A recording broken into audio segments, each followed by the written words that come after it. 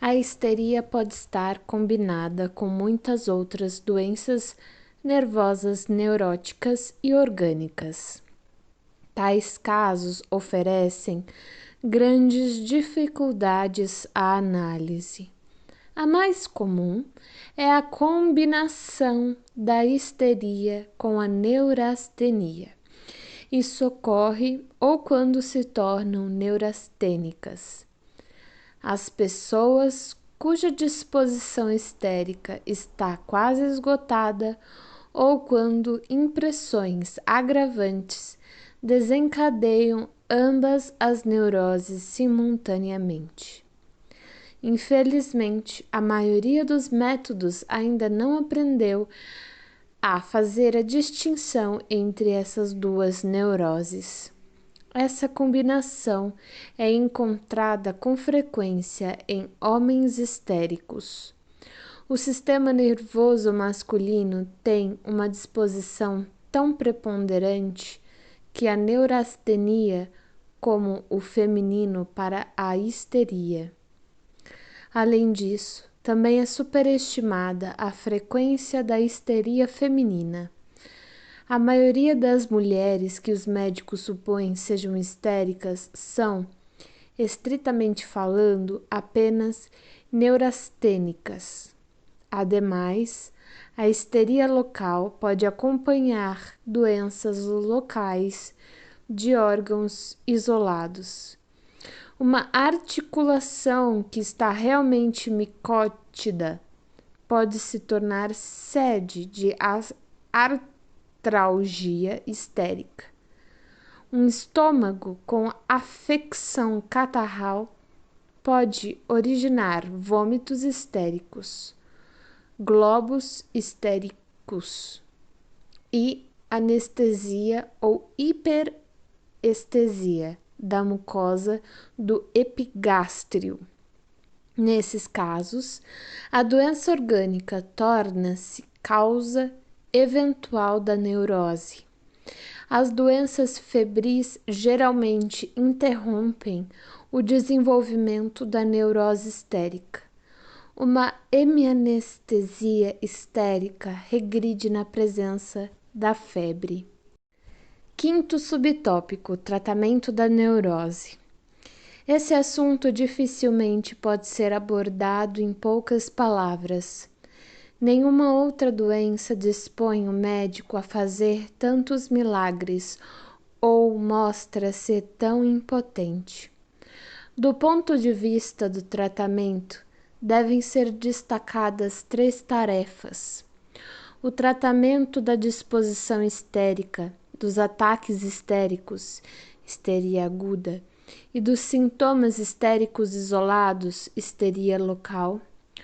O tratamento da disposição histérica proporciona ao médico uma certa liberdade de escolha dos métodos.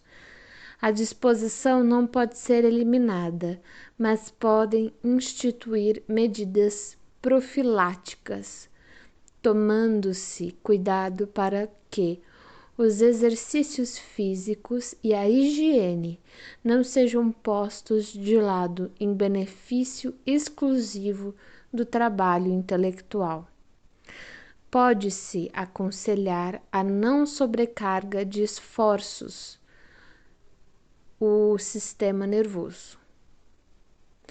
Pode-se tratar a anemia ou a clorose que parecem emprestar um apoio especial à tendência à neurose. Por fim, pode-se não levar em conta a importância dos sintomas histéricos benignos. Deve-se ter a cautela de não revelar com demasiada clareza o interesse na qualidade de médico por sintomas histéricos de pouca gravidade, a fim de não incentivá-los. O trabalho intelectual sério, ainda que árduo, raramente causa histeria, embora, por outro lado, esse reparo crítico possa ser endereçado à educação das melhores classes da sociedade, que se empenham pelo culto exagerado do sentimento e da sensibilidade.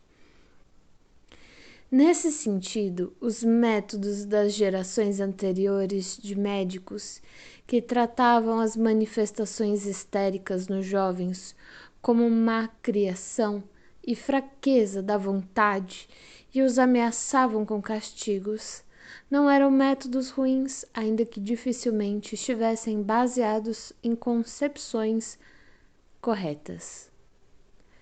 No tratamento da neurose em crianças, a proibição autoritária pode conseguir mais resultados do que qualquer outro método. Na verdade, esse tipo de tratamento não tem êxito algum quando aplicado à histeria de adultos ou a casos graves. No tratamento de histerias agudas, nas quais a neurose constantemente produz fenômenos novos, o trabalho do médico é penoso. É fácil cometer erros e os êxitos são raros. A primeira condição para que uma intervenção bem-sucedida consiste quase sempre em remover o paciente de suas condições habituais e isolá-lo do círculo em que ocorreu o ataque. Essas medidas não são por si mesmas benéficas, mas possibilitam uma estrita observação médica e permitem ao médico dedicar ao paciente uma atenção cuidadosa, sem a qual jamais terá êxito no tratamento da histeria. Via de regra, um homem histérico ou uma mulher histérica não constitui um único membro neurótico do círculo familiar. O alarma ou o excesso de preocupações dos pais ou dos parentes só fazem aumentar a excitação ou a tendência do paciente, quando nele existe uma modificação psíquica, a exibir sintomas mais intensos. Se, por exemplo, ocorre um ataque em determinada hora, diversas vezes e sucessivamente, esse ataque será aguardado pela mãe do paciente com regularidade, na mesma hora. Ansiosamente perguntará ao filho se ele não está se sentindo mal, com isso assegurando a repetição do evento temido. São muito raros os casos em que se consegue induzir os parentes a enfrentarem os ataques histéricos de uma criança com calma e aparente indiferença. Em geral, o convívio com a família deve ser substituído por um período de internação em casa de saúde e, a isto, os parentes geralmente oferecem maior resistência do que os próprios pacientes. No sanatório, as percepções deformadas do paciente diante da segurança amável e animadora do médico e sua convicção que logo se transferem para o paciente revelam que a neurose não é perigosa e pode ser curada rapidamente. A evitação de toda excitação emocional que possa contribuir para um ataque histérico, a aplicação de todo tipo de tratamento revigorante, massagem, faradização geral, hidroterapia, sobre todas essas influências, constata-se que a mais grave histeria aguda que causaram ao paciente um total colapso físico e moral dão lugar à saúde no decorrer de alguns meses. Nestes últimos anos, a chamada cura de repouso de Weir-Mitchell, também conhecida como tratamento de Playfair,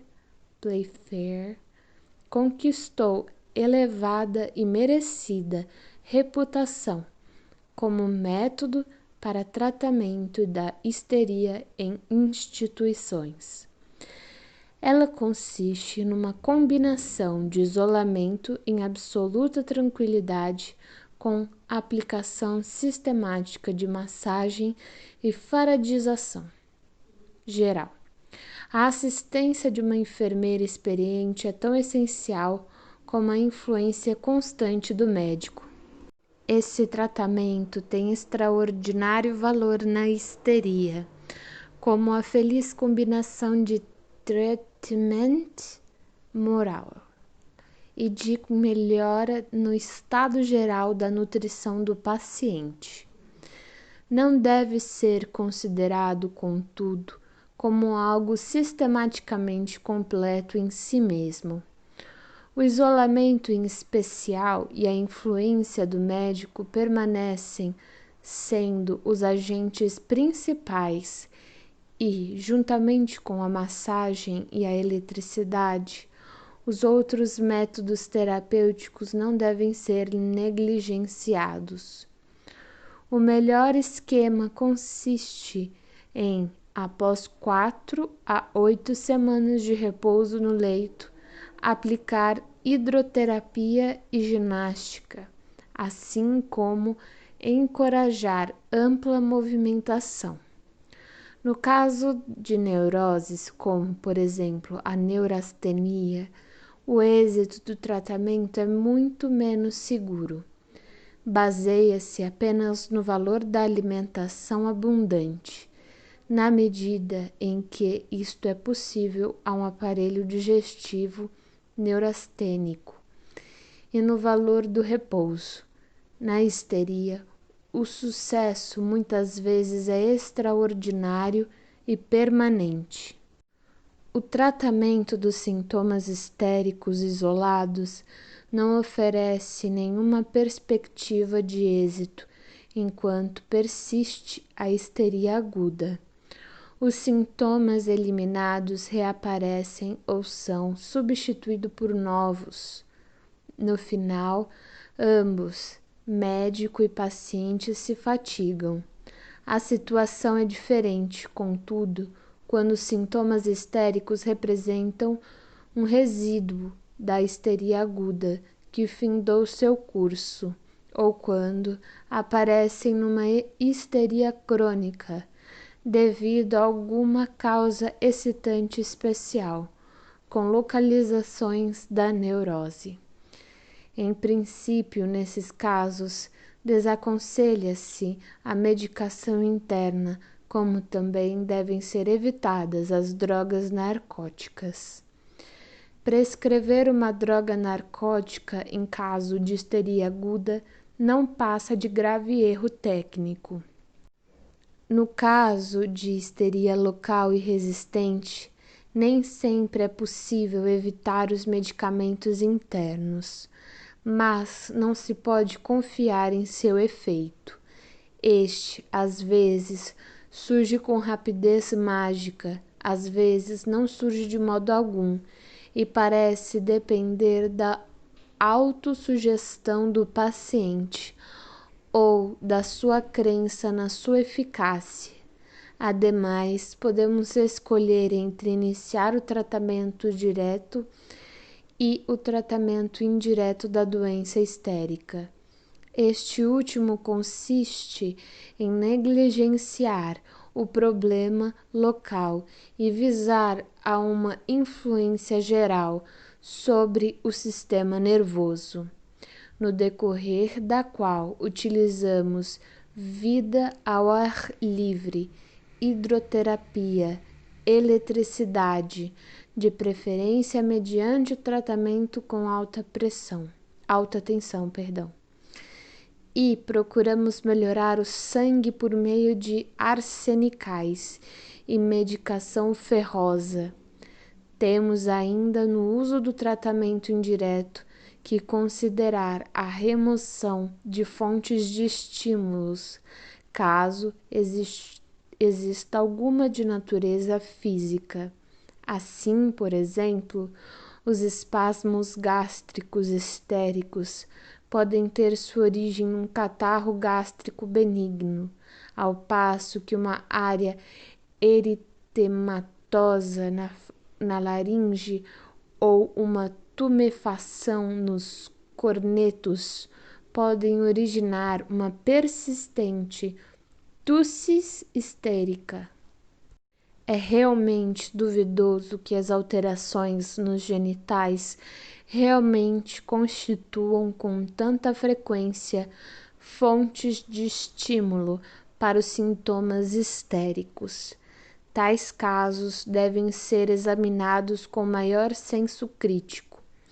O tratamento direto consiste na remoção das fontes psíquicas que estimulam os sintomas histéricos, e isso se torna compreensível se buscarmos as causas da histeria na vida ideativa inconsciente.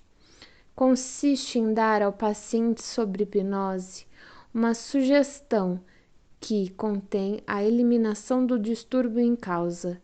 Assim, por exemplo, curamos uma tosse nervosa histérica fazendo pressão sobre a laringe do paciente hipnotizado e assegurando-lhe que foi removido o estímulo que o fazia tossir.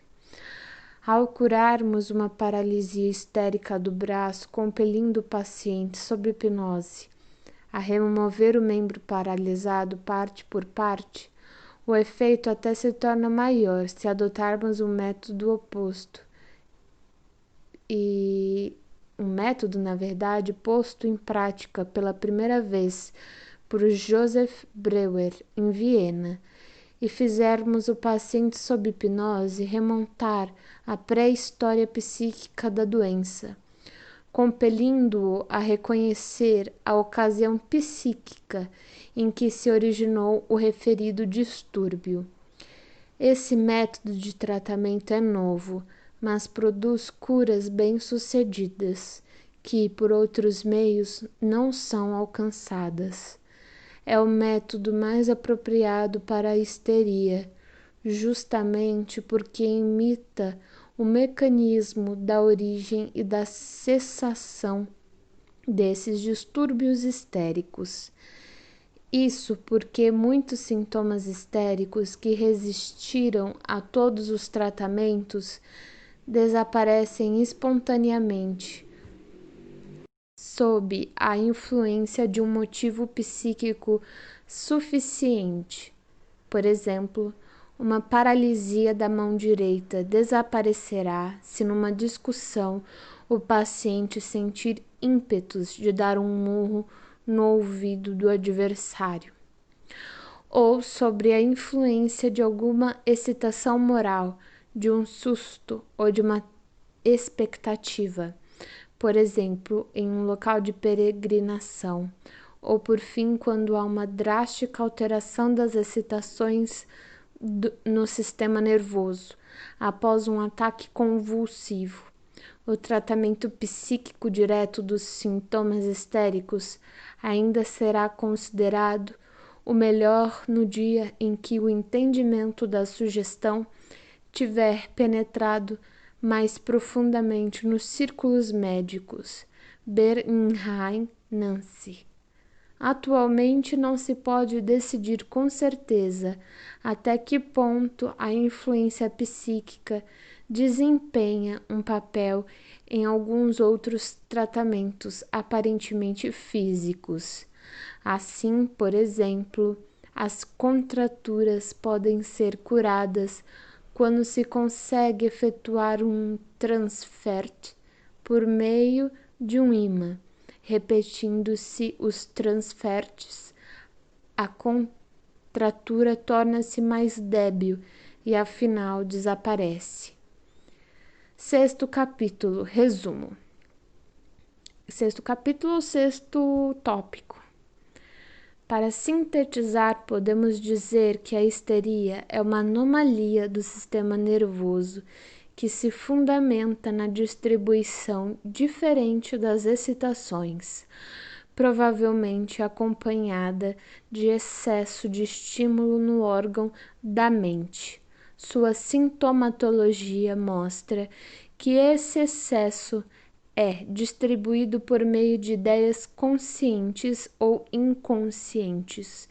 Tudo que modifica a distribuição das excitações no sistema nervoso pode curar os distúrbios histéricos.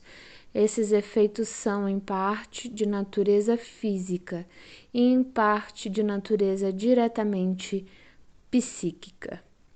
Apêndice: histeroepilepsia. Na histeroepilepsia, observam-se ataques de convulsões generalizadas, como na epilepsia. Como precursores surgem sensação de sufocação, dificuldade de deglutir, dor de cabeça e dor no estômago, vertigem e algumas sensações peculiares de estiramento nos membros.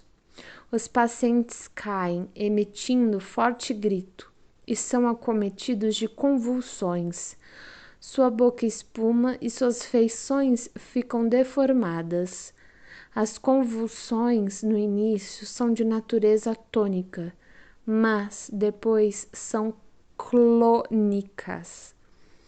No entanto, em geral, o ataque não se instala subitamente como sucede na epilepsia. Por um curto espaço de tempo, os pacientes procuram lutar contra as convulsões, precaver-se de lesões graves por ocasião de quedas e evitar situações perigosas. Um epiléptico pode até cair dentro do fogo, mas isso não acontece com os histéricos. Enquanto aquele se mostra pálido no começo do ataque e, depois, se torna cianótico, a face de um histérico mantém aproximadamente a sua cor normal. Na histeria, são raras as lesões na língua decorrentes de mordedura. Nos ataques histeroepilépticos ocorre muitas vezes um oxítono completo. Isso geralmente não ocorre na epilepsia. Durante os ataques, a consciência não desaparece completamente, a não ser nos casos mais graves. Depois do ataque, o histérico, em geral, se recupera imediatamente. Não subsistem a tendência ao sono e a fraqueza que são observadas nos epilépticos. Por outro lado, não são raras, depois, as visões de ratos, camundongos e cobras, bem como as alucinações auditivas. Além desses ataques, nesses pacientes são encontrados todos os sintomas da histeria.